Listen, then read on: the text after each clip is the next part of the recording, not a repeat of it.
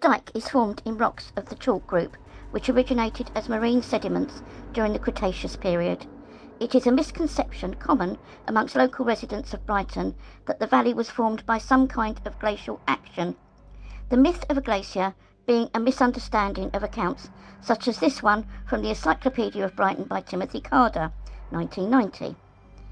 In reality, the 300-foot deep valley was carved by tremendous amounts of water running off the downs during the last ice age, when large amounts of snow thawed and the frozen chalk prevented any further absorption. Erosion was aided by the freeze-thaw cycle, and the valley was deepened by the sludging of the saturated chalk. The Devil's Dyke V-shaped dry valley is the result of solidification and river erosion. More than 14,000 years ago, the area experienced an intensely cold climate, but not glacial conditions. Snowfields capped the South Downs.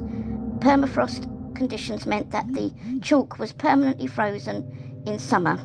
The snowfields melted and saturated the top layer of soil because the water could not permeate the frozen chalk underneath. Waterlogged materials situated above the permafrost slid down the gradient, removing material by friction, exposing deeper layers of frozen chalk. When the ice age ended, the snowfields covering the South Downs melted and the rivers formed across Sussex. The Devil's Dyke Valley was completed by one such river. The hills surrounding the valley rise to 217 metres and offer views of the South Downs, the Weald, and on a clear day the Isle of Wight. It is the site of ramparts. All that remain of the Iron Age Ilfort is a pub. It is a popular beauty spot for the Brighton and Hove area, being an easy journey of just a few miles.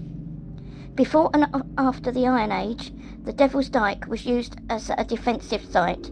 This was probably because of its commanding view of the surrounding terrain, and also the steep edges surrounded by large expanses of flat land.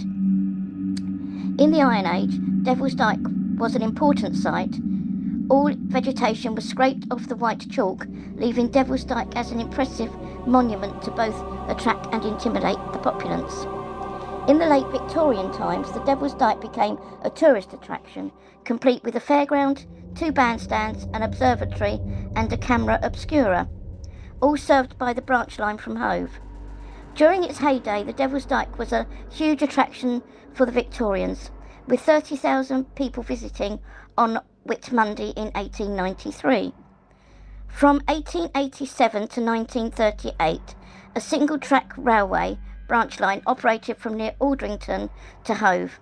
The Dyke railway station was the current Dyke Farm location to transport sightseers to the foot of the hill. From 1894 to 1909, a cable car operated across the valley, covering a distance of 350 metres, suspended 50 metres above the valley floor. From 1897 to 1909, the 3-foot 914mm narrow gauge funicular steep grade railway rose 100 metres from near Poynings to the northern edge of the hill fort. Traces remain of all 3 ventures, including the remains of a concrete pylon supports for the cable car system. Local folklore explains the Dyke as a work of the devil. The most popular form of the story begins with the conversion of the Kingdom of Sussex to Christianity. Sussex was the last of the Anglo-Saxon kingdoms to embrace the new faith, and its conversion infuriated the devil, as he thereby lost his stronghold in England. He therefore resolved to exterminate its inhabitants by digging a trench through the South Downs, so that the sea would flood through and drown the people of Sussex Weald. The hermit Cuthman of Stenning found out about his intentions and came up with a plan to stop him. He proposed a wager. If the devil could complete the trench in a single night, he could have Cuthman's soul. But if he failed, he would have to abandon the project and leave the people of Sussex alone for good. The devil accepted the wager and began work that night, working his way southward from Poynings towards the sea. The mounds of earth thrown up by his digging form the nearby hills of Chanctonbury Ring, Cissbury Ring, Mount Caburn and Firle Beacon, and the Isle of Wight in the English Channel. At first, Cuthman bided his time, and shortly after midnight displayed a lit candle in his window. while he was startling a cock so that he could start crowing in alarm. The light and the sound of the cock crowing convinced the devil that dawn had broken, and thus he had lost his wager with Cuthman. He therefore ran away in disgrace, leaving behind an unfinished trench known as Devil's Dyke. At the bottom of the dyke are two humps known as Devil's Graves, under which the devil and his wife are supposedly buried.